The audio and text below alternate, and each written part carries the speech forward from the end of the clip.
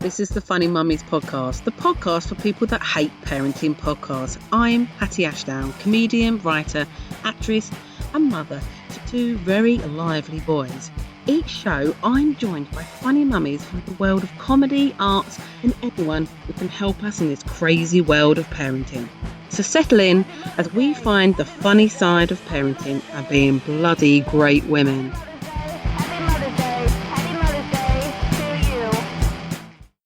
So, first of all, welcome anyone that's chosen to download this today. We really, really do appreciate it. If you've not come across us before, go back to the backlog and catch up, or just let's get on with it. So I was trying to do a little bit of a mini pod series in Edinburgh. I was at the Edinburgh Fringe doing my show, The Worry Drawer, and oh my goodness, I didn't quite achieve what I wanted to achieve. And it's one of those things that you look back and you go, well, why couldn't I? You know, I didn't have my kids, not for all of it. Anyway, I didn't have my kids. I should have had plenty of time. But, it was just things just took over. But I did do a few, but I didn't do what I wanted to do. Yeah, I'm going to do one every day. So I'm sorry, but I'll try to give a little roundup now of how it went, because me and Gemma didn't even get a chance to talk. No, and I think, you know, it's worth saying, Hattie, that about I mean, I when I went up there, it's just it even though you've got 24 hours in a day like you do, you just it's funny, isn't it? It's like a vacuum, like a time vacuum, and it's difficult to find somewhere to sit down with phone signal. With the, quiet enough that isn't freezing cold or raining or whatever, to actually sit down and have a conversation with someone on the blower or whatever. Never mind record a podcast, you know. Well, that was the thing, and I think in past years where I've lived with comics, I mean, past years I've lived with probably about 4 or 5 female comics, and then that would have been perfect. And actually nearly all the ones I normally live with are now mums. It would have been like, great, we just do it in the kitchen. But this year, because of expenses and some of them not going and different reasons, I was staying with a friend of my husband's, and so they lived a little bit out of main Edinburgh. And I just was like, when I was like, I'll ask Jess, I was like, I knew she was so busy as well. And so you feel bad. And if you do catch a minute to have a quick coffee, you, like you say, you're just either in bad signal or you're just exhausted. And it's like, I just felt like a knob going, I can sing a podcast. Do you know what I mean? Which it shouldn't be, because it should just be a casual chat. But then you're like, trying to get reception. And it was just like, it's a bit like being thrown into motherhood in some weird way, because even though I've done the Fringe before, it's about 6-7 years since I last did it. And when I last did it, I wasn't married and I didn't have kids. And it was like doing it for the first time in a lot of ways. It was like you're thrown onto the conveyor belt and it's like, here we go. And you're trying, like mother, you're trying to catch up all the time. And coming back, it seems mad now. I mean, I was chatting to my husband and I was sort of saying something about doing emails. I was like, I haven't had a chance to do any of the emails. He was like, you've had nearly a month without your children. What have you been doing? Right. And I was like, I've gone back, you've reverted back to not having children for a month. And so therefore you're just like, well, just whatever. I'll do it later. I'll do it later. Well, I think there was a bit of that, and there was a lot of the reception thing, and also just the big thing for me was the not sleeping. Now, I am not a person who suffers with insomnia or anything like that. And then the first night or so, Edinburgh, I was like, yes, I forgot. I do have problems sleeping when I do the Edinburgh Fringe. And it was like it all came back to me.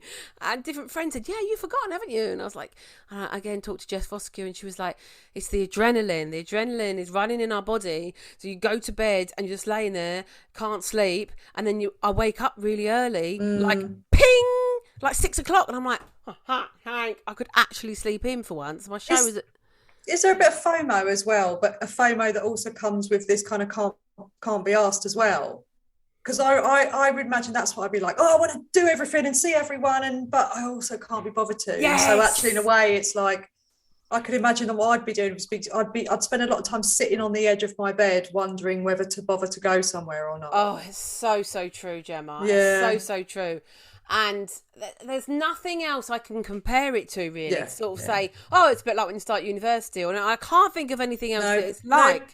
It's a month. It's a whole bloody month, isn't it? And for people that don't know, because this is what you realise that you forget again, you go out there, but people that don't know, literally, because people go, what is Edinburgh Fringe? Are you intense? Are you, what it's like, just to explain, it is nearly a month of basically nearly every pub, cafe, restaurant, shed becomes a venue in Edinburgh for people to do shows. It's, it's the biggest.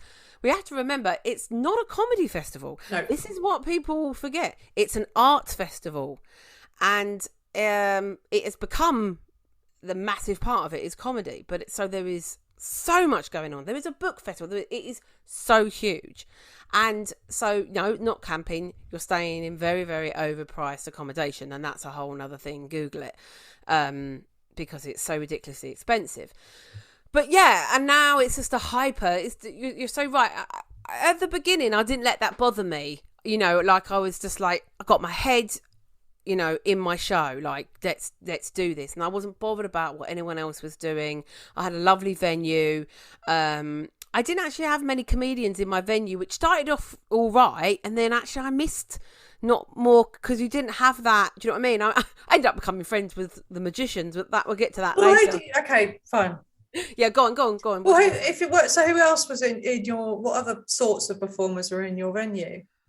Well, magician wise, I've just got magicians on the brain. Comedian wise, not people I don't really know that well. The woman, I feel like bad. I've got to Google her name because I've forgotten. I can't remember. There was a comedian that was next to me, in the room next to me, Sarah, and her show was called Scandalous. And I think it was quite a political show, but still, she was a woman of sort of like similar age to me. And we were kind of like, why have women of a certain age, they go to Edinburgh instead of having a breakdown. Or maybe just do that as well. Have a breakdown. Yeah. But she was doing, that. Oh, anyway, that's a whole other thing. We were kind of like, we were different, but not just because we're women. It was like, I don't know. I just think they shouldn't have put us on at like the same time in the room next to each other. And then there'd be a massive gap where there's just like magic. And magic. So much magic. Really? So many magic. Magic the new stand-up. Well, it's just voodoo rooms. I think is quite a big. It's a cabaret and magic sort of venue. Okay, yeah. But previous years, they've had a lot more comedy. And anyway, so I sort of missed a bit of that at the beginning. I wasn't bothered about it at the beginning. But then, as it went on, and I was sort of getting more comfortable in my stride with my show, I did start to have that FOMO because you see people doing stuff, you're on bloody social media and you're like, oh, should I be doing that? I'm not doing that panel show. Or should I be doing that? Why am I not asked to do the late night wrestling show? Why am I... And I felt this year there was a lot of me. I didn't do enough spots. I wish I could have done more because the spots that I did do. Oh, for those that don't know, is where you just go and do a set like 5-10 minutes on a mixed bill. On a mixed bill, or you might do a panel show. And I really enjoyed them this year. I think it was just sort of appreciating that sort of stuff more. And it's an opportunity to promote your own show as well. Then it's that's the point. On the way out and stuff. Yeah. But not forgetting we've not long been back gigging properly. So going to do all them, you really appreciated that world and being able to just go, I'm just going to do a panel show here and I'm just going to do a spot here. And so I had a bit of FOMO with that. And just not leaving with comics. That was the only thing. However, there was benefits because I was living with lovely friends, a big house, and you could get away from all. So there was, you have the pros and cons of it all, and also it didn't cost me anything. Yeah. But I did have to pay. But I did have to pay for Airbnb, of course, when my family come up. That was always the plan that they would come up for. It was going to be originally the last half, but we decided in the end they just came up for 8 days, train strikes, all that sort of blah. But I couldn't believe how much I missed them at the beginning. I was just thinking, you stupid idiot, like get on with it, stop missing them. But I think it was just a mixture of homesick, not left them ever, really. And they're 6, 7, well, the oldest is 7. And so I just literally felt like heartbreak. Like, yeah. And I think that combined with nervousness from my show and the adrenaline and that, it was like, it was nice. I think it was good for them. I think I recommend it to people in some ways. It was good for them to miss me, Mm-hmm. And yeah, and they came up and they had a whale of a time. I know obviously you're only going to post the photos that show having fun, whatever. But it just looked brilliant. It looked like they were having such a brilliant time. Oh, honestly, so in hindsight, could you have had them for the whole month, or do you think, in terms of your kids, the way that you had it was right? I was originally saying, I'd never do it. I'd never do it again without them. Blah blah blah. But I do wonder whether the whole month would have been too much, and even though, it's like if they had been there, even though it was stressful at that beginning, it would have been even more stressful if they'd been there. I don't know. I think you definitely need that couple of days to sort yourself out when you first get there. Mm-hmm. But I think, I wouldn't be away from them as long. Ideally, I wanted it so that when they went back, we go back together. So they come for the last bit, or something like that. But it didn't work out like that because it's Huxley's birthday and whatever. But yeah. Don't get me wrong. I'm back within a couple of days and I'm like losing my rag with them and I'm arguing with them. And I'm like, but it's that thing of like, you can't live without. Yeah, that's what I felt like. But yes, they had a great time. Honestly, that wasn't just all those. I would have, me and warts and all. I will put up. And honestly, we probably had a couple of like tantrums, really, but nothing. It felt like you're staying in Airbnb, so it is a home from home, but you're still. I think we just all needed that change of location. We haven't really been anywhere since lockdown. We went to Dymchurch a couple of days in a caravan last year, but and I think they loved it being in a different flat, and it was a big flat in Edinburgh, and they just love going to the shows. I think it's the best holiday they've had. I think they totally threw themselves. And there was enough up there for them to take them to and stuff. Yeah, loads, because there was quite a lot of shows. You can take them to free Fringe shows, and I would say they could have done even more shows, actually. But a lot of them are in the morning and they're on at the same time. So, you've got to make a choice. And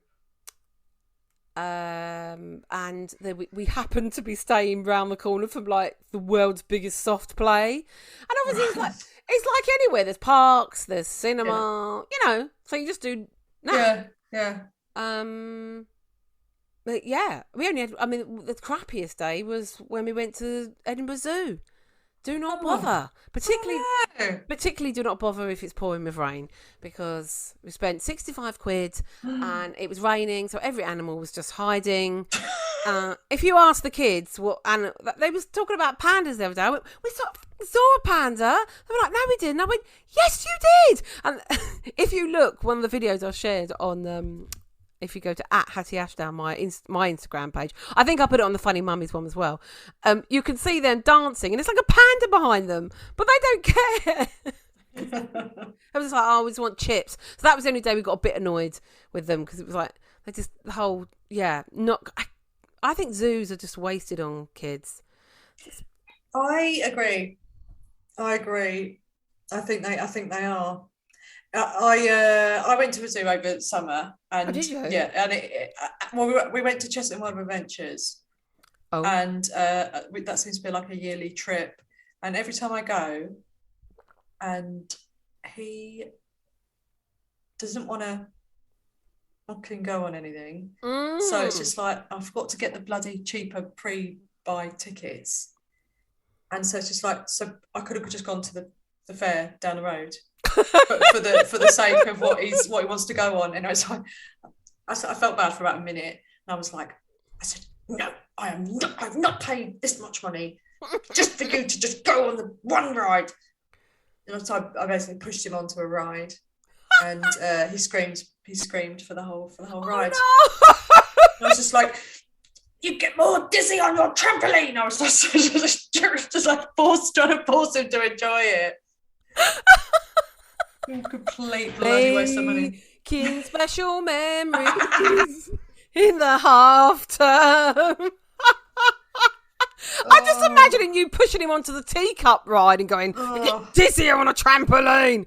Oh, that's funny, isn't it? My kids are opposite. The only thing I did like about that zoo, but then again, we didn't get the whole way through around it, was there was no rides. And normally we go to ones where there's rides and stuff, and then they're not looking at any animals. They just want to go on. And I'm like, for God's sake, there's a rhinoceros there. It's the last rhinoceros on the planet. And you want to go on the bloody £1 to go Peppa Pig boat. Well, we've had that conversation, didn't we? I don't know if we talked about it on the podcast, the whole thing about going to Butlins or somewhere like that, and they got all the rides, but no. The one you got to pay for. The one you got to pay for, you put the money in the machine, and like the one I went on at, or the kids went on at Butlins, where it went, who let the dogs out? Who, and it went round in a circle. That was it. That's what I was saying. That when I took out, he was too young, really. And I when I realised, I worked out that I might as well have saved the £800 it cost to go, changed up £800 into pound coins, and just gone down Asda and just put pound coins in the thing on the Iggle Piggle boat outside Asda. I think you're right there. I mean, that when things started opening up after lockdown, that was literally how I could get them to go to the. I mean, I didn't take them to Shock to Me because obviously it was like, don't take kids if you don't have to. But then it started to get to a point where you're like, come on, I've got to. It's the only excitement of the day is taken to the shops, and I would like say, oh, you can go on the fire engine, the shopping centre. It's like open, bloody hell. Yeah, when it started to be open, people have ripped off the red and white things that have been put round it. The crime scene, do not cross. It was so stupid. We had them around our gym, like the outside gym. People put it around there. Yeah. Oh, God, those are the days, eh? So, how has your summer holidays been? I can't believe we didn't even get a chance to talk. I know. I can believe it because it's just bonkers. Well, Al was supposed to go away with his father for the first week and a half of the summer holidays. So I was kind of chunking it up and going, all right, okay, so that's the first week and a half, and then I'll do half this, and then I'll take some holiday, and we'll do this, and I'll put them there, and I'd all kind of got it planned.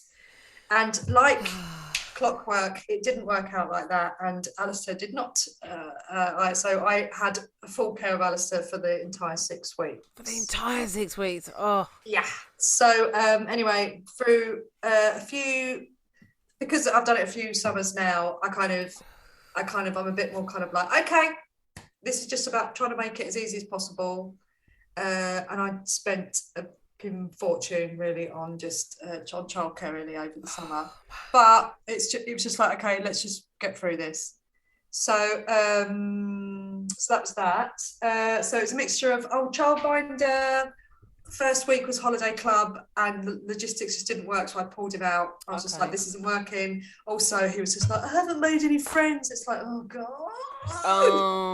And all that. So it just, and every parent I spoke to was just like, it's too long. It's too long. 6 weeks. It is too long. It is too long. But we had beautiful, well, probably too hot weather. And then we went away on a proper knees up special holiday at the end of August. And it was lovely. I threw a load of money at it. I haven't had a holiday for a few years, whatever, and tax returns were going well this year, so not to brag, but they were. Anyway, so it was lovely, all inclusive.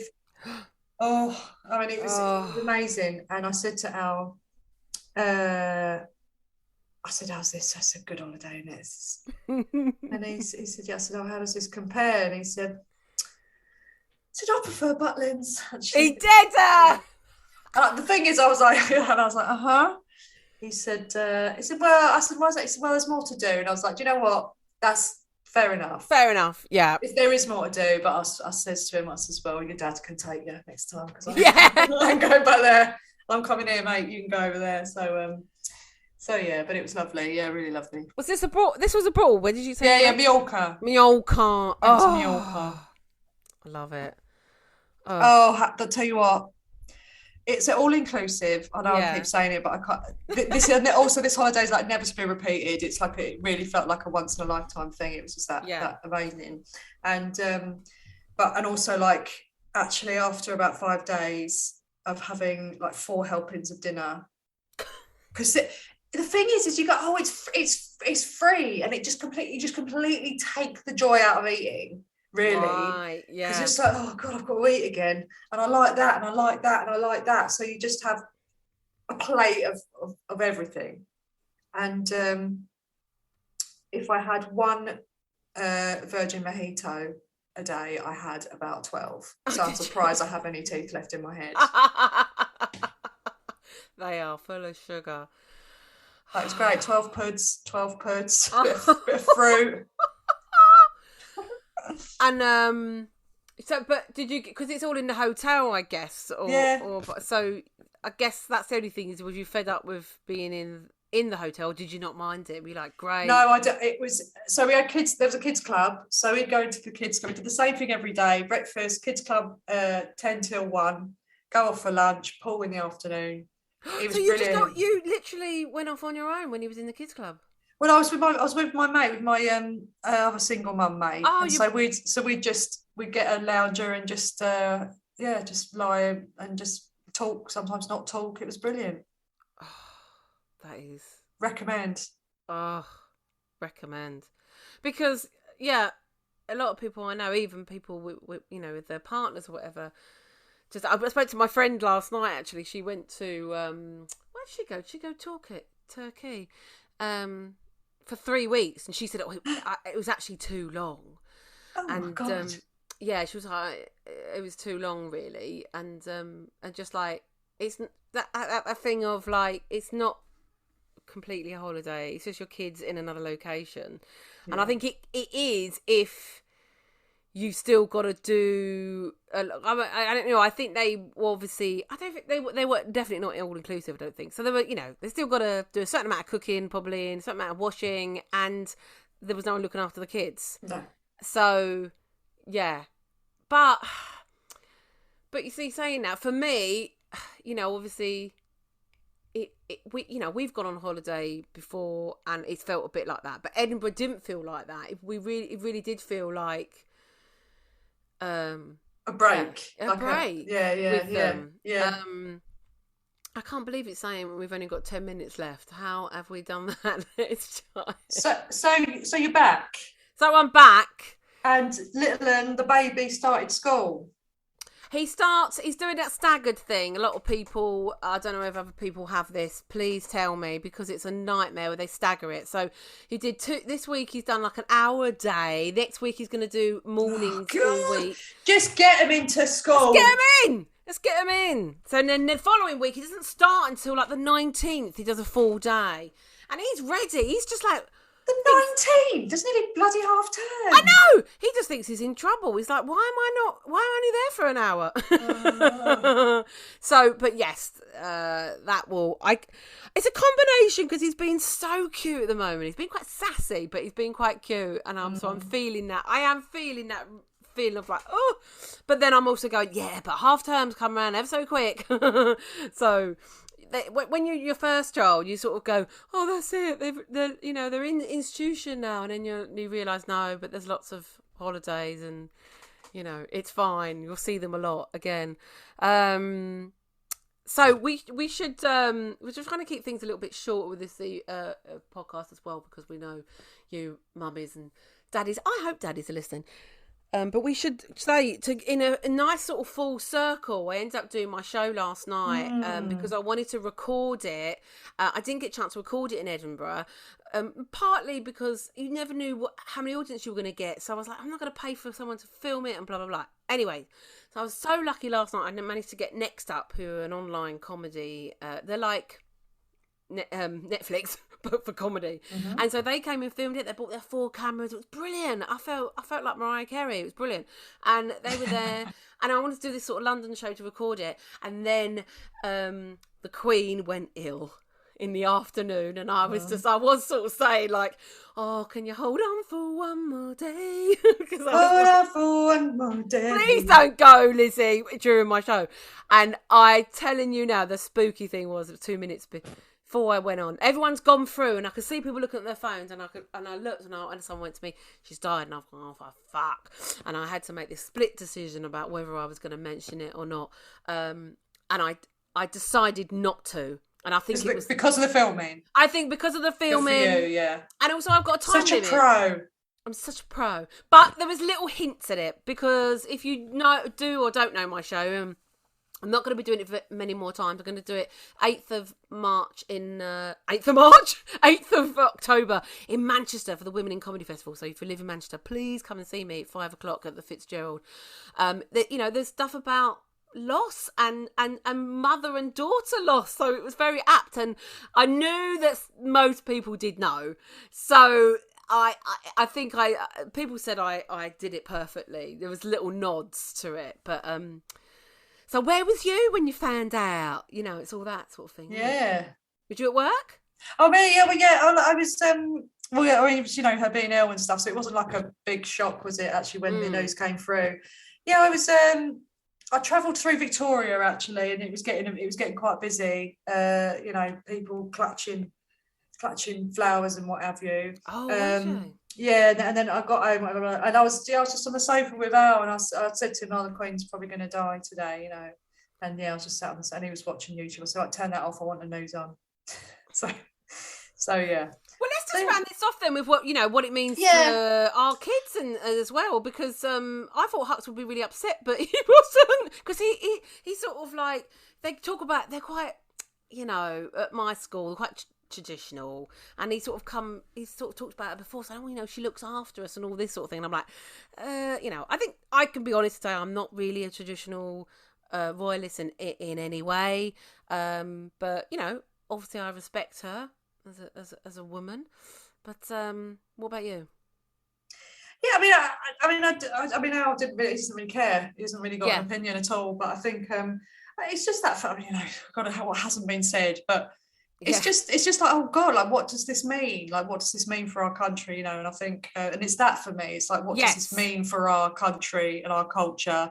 It's weird that we've now got a king, and that this guy that we've been calling Charles for all of our lives is now actually because the Queen is the Queen. She was never Elizabeth to us. She was the Queen. Whereas it's like, who's the king? What do you mean? You talk about Elvis? It's like the King's Elvis, right? So it's just a bit weird. It's just going to take some time, Yeah, and it's sort of overnightness from somebody that, let's be honest, has been taking the mickey out of before. This sort of big-eared, flippy, and also like, I say no disrespect, but this is the guy who, the transcription of his telephone call with Camilla like 30 years ago, where he's like, this is the king of our country now, King Charles III, saying to somebody, "I wish I was your tampon." Yes. And you think, okay. So, however, the Queen, like, tell you what I liked about her was that she didn't express an opinion. I don't mean that in a woman, like the good little woman way. What I mean is that she was a real diplomat, and she was just like, do you know what? I'm just going to be here for people, in that way. So good for her. And I know lots of people are sad about it, but come on, 96, and also, come on, we've had enough of this monarchy stuff. Let's move on. Well, yeah. And on that note, I mean, yeah.